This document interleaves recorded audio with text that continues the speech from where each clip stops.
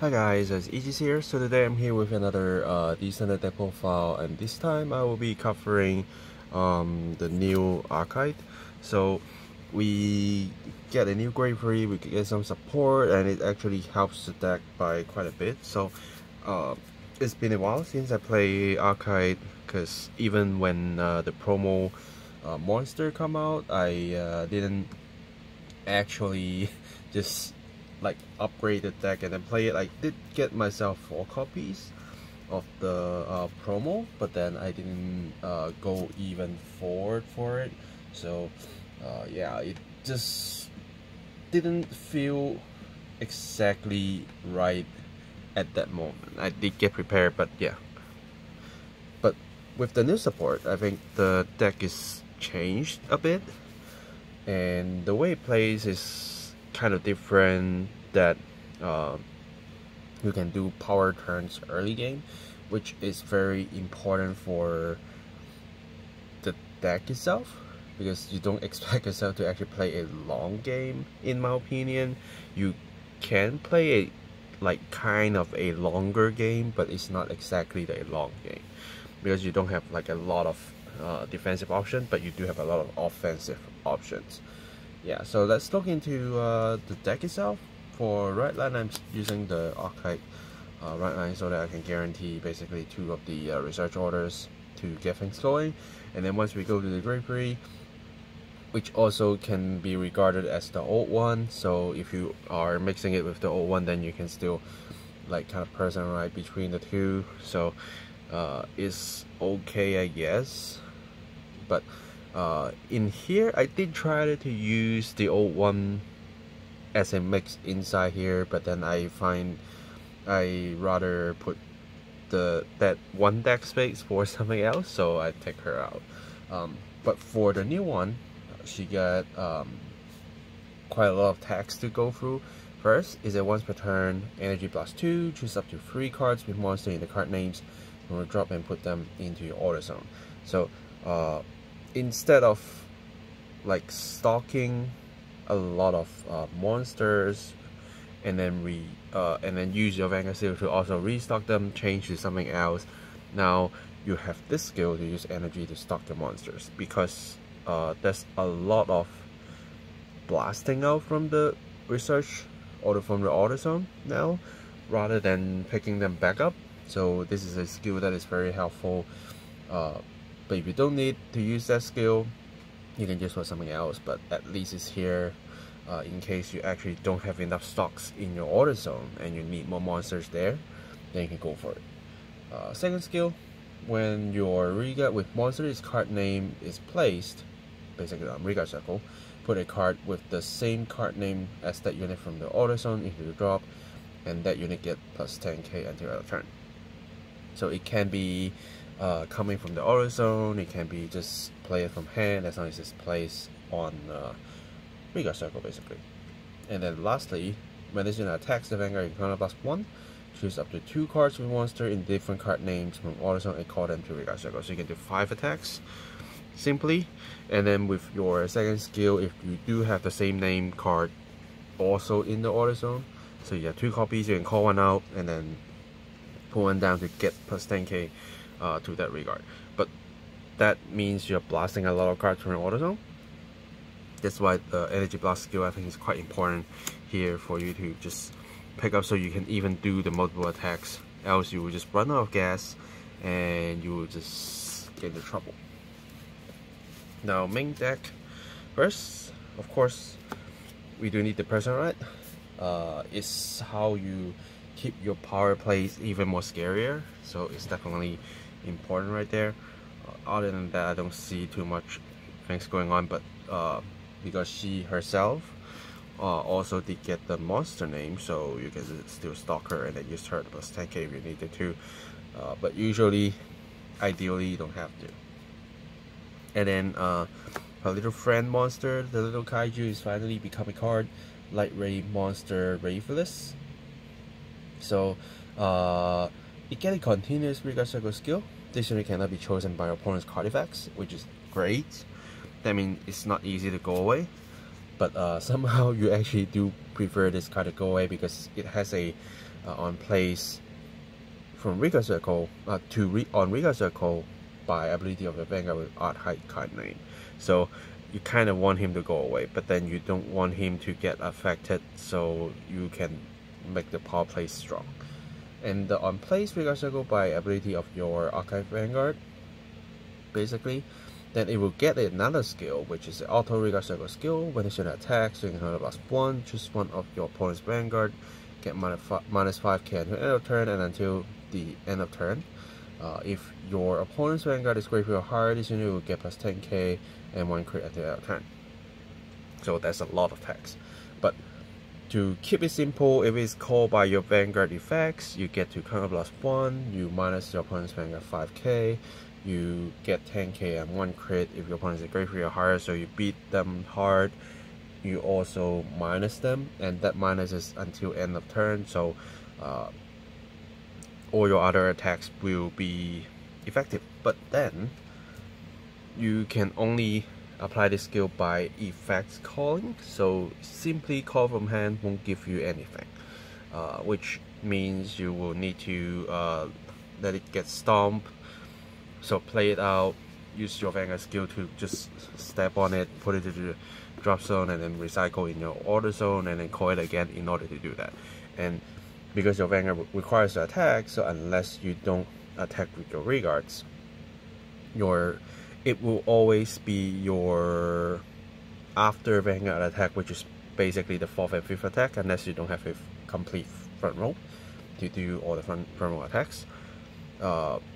Yeah, so it's interesting card, but it's not as OP as destroying the meta or something, because basically it can only minus 1 time gain power and crit for 1 time per card, and when your Vanguard skill is activating, it does say you can only choose monster with different card names to call them the Riga Circle with that skill. So you can call the 2 of the same out, stock 4, so you can also put 2 to the drop zone and then plus another 10k each, right? So it's not possible, which I think is a good balance.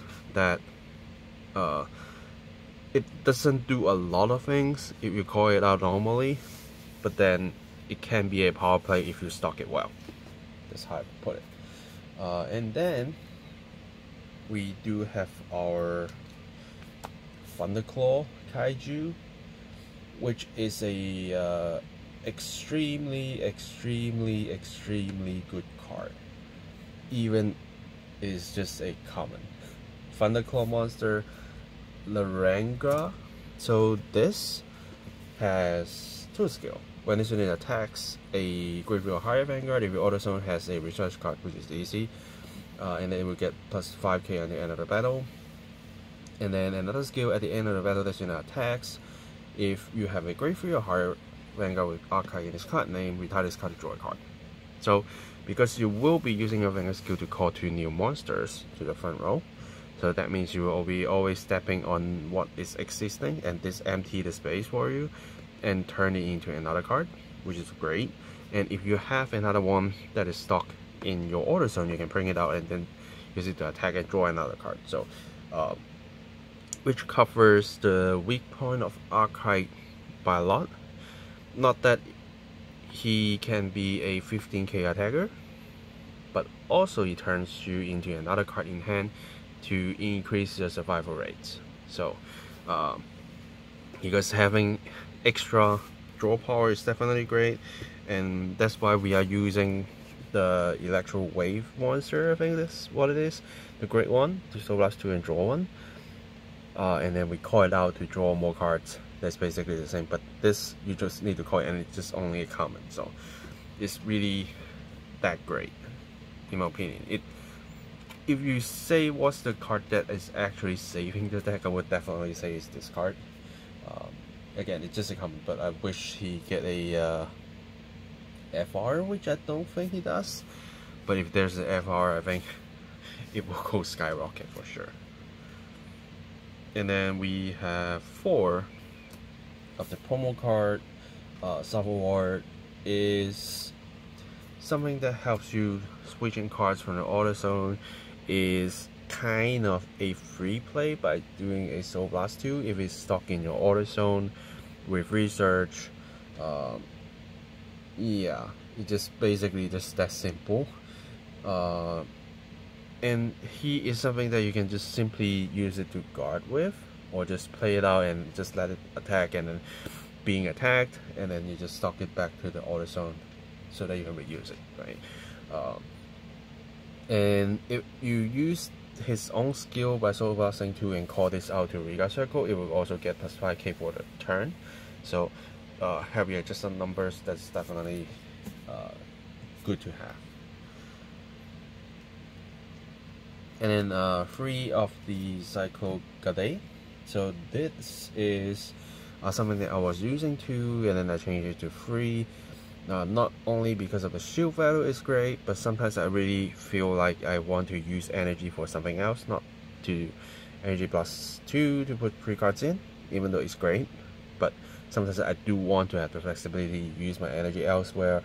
If I'm missing a card or 2 in my auto zone, then this card will just help me to get this done.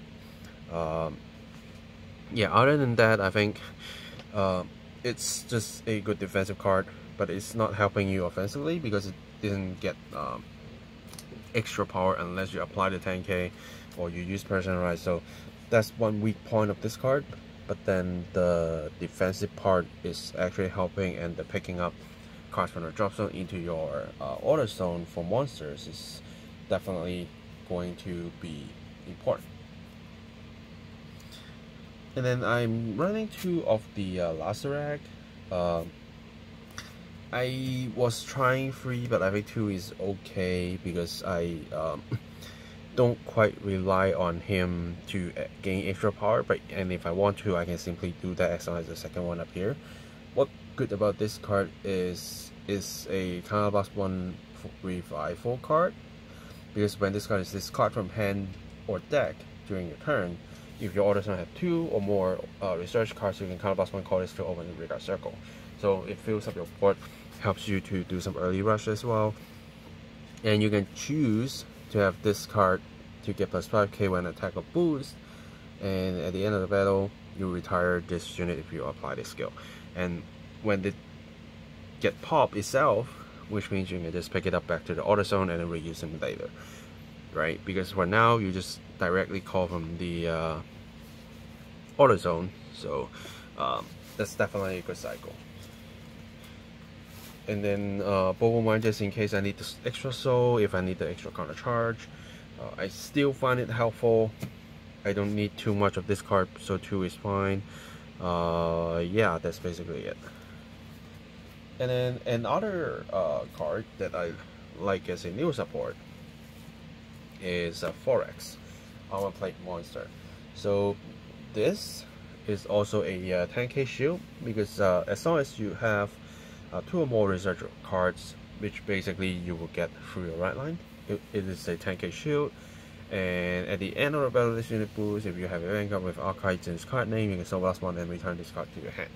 That doesn't have to be hit, so you can just pick it up, use it to guard, put it back to the auto zone, reuse it, bounce it back, guard it, and then you can just keep doing the cycle.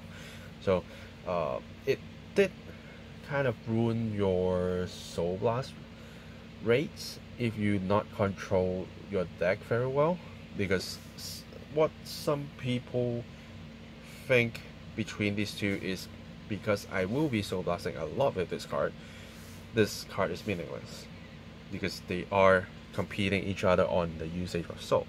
But I would say it's more on how you actually control that, because you don't always need to use this card skill to call himself. You don't. You can just wait for your Vanguard skill to just bring it out, right? So if you are facing some matchups that actually requires you to use multiple cards to guard, then a 15 plus 10 sometimes actually helping you out, right? Or they are just attacking you for a 15k shield, but then you can't just simply drop a trigger. So instead of using 3 of the 5K cards, you can just use 2 of the 10K cards where we have 7. So it's in a way helpful, but you just need to manage your resources very well. But for me, I think the bouncing is actually helpful for me, and I have been saved by this card a lot, so definitely worth it for off. Hopefully I can also find the FRs for this card, but we will see. And then for PGs, I'm using 3 of the starter PG and then 1 of the vids order, just because I do have spare for my Renegade decks. But if you want to use 4 of these, I think it's fine as well. But just in case, because we do have a lot of grade 4s appearing in the competitive scene, especially Shinoy, so this will definitely help. And you never know if somehow a Dragju come out, or upcoming we do have Night Rose, we do have Harry coming in, so this order shield is definitely going to help you out. And then of course we have our 4 research orders to basically complete the list without the triggers. And for triggers, OT definitely the Renegade one, unless you want to try something else, but the impact this card gives is definitely great. Soaring Crate, if you don't want to use it, is fine. Because I do use quite a lot of Soul Blasting cards, so I just put it there as a backup, but so far I don't need to actually play him out and just Soul in, so if you don't see a need to, use normal ones. And then 4 more free draws as a 10K draws, and then 4 heals, because I do want to have more chances to draw cards. So instead of using front, I'm using draw. So far it's doing me okay, but if you want to use front, then you will need to make sure you manage your hand size, hand resources very well. Even though we do have quite a lot of draw sources here, or something that helps you to recycle stuff, but I still think the draw is needed. Yeah. So after seeing the list, what is something that you probably should note for? One, if you can use this for early rushing, definitely go for it. And since you can just digit as using a right deck and then counterblast one and call it back, feel free to use it, because then you only using 1 counterblast, but you didn't waste a lot of resources. So that is definitely one thing. Second thing, look into the Soul Blasting usage between these 2. As long as you manage those very well, you can just be both offensive and defensive, so definitely great. This is definitely a good card for me, so I'm keeping that as 4. This is also a great card, so I'm keeping as 4.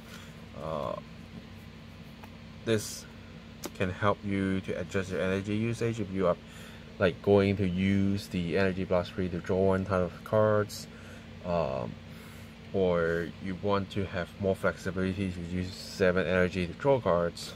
This is at least helping you to pick the monster up to make sure you don't need to use the energy blast tool a lot, but it's up to you. This is definitely the great card. Make sure you put 4 of these cards in before you do anything, right? So I think this card will just stays for quite a while, even when we have more support for Arkhite, unless we actually see something that can completely replace this card, which I don't think it will. Even though if we see more draw sources, I would rather see both getting played instead of this going away.